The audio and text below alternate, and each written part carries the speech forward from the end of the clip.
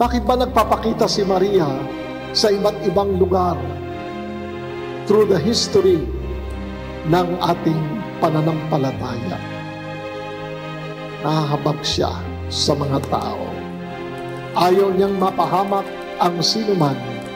Ang nais niya, lahat tayo makalapit kay Jesus at makasama ni Jesus doon sa kanyang maluwalhating kaharian. Ano ang laging mensahe ni Maria? Magbalik loob kayo sa aking anak.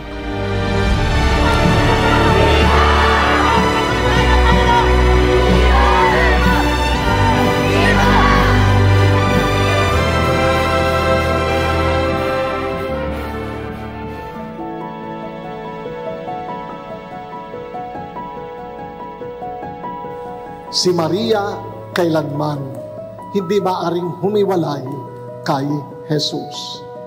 Kung ang kanyang anak, ang Diyos na nagkatawang tao, ay mahabagin, si Maria mahabagin din.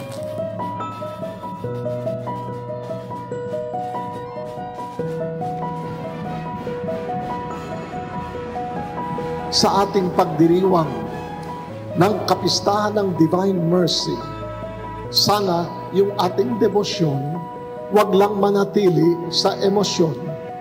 Sa halip, concretely, ipamalas natin sa ating kapwa, sa isa't isa, ang habag ni Kristo.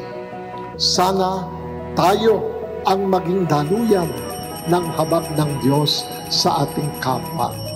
Sa halip na ang maranasan ng ating kapwa'y kalupitan, sana'y ang maranasan nila awa at habag.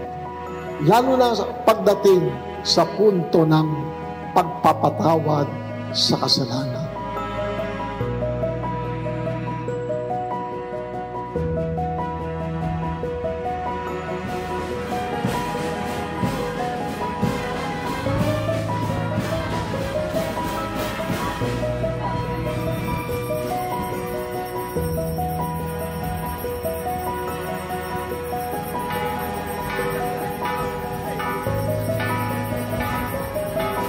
Espesyal po ang unang araw ng ating Triduo. Kapiling po natin ngayon ang orihinal na imake ng Santa Maria Magdalena ng Kawit. Ang atin pong kapiling ngayon ay hindi isang replika. That is the original image. That is to say, 400 years ng kanyang imake sa piling natin.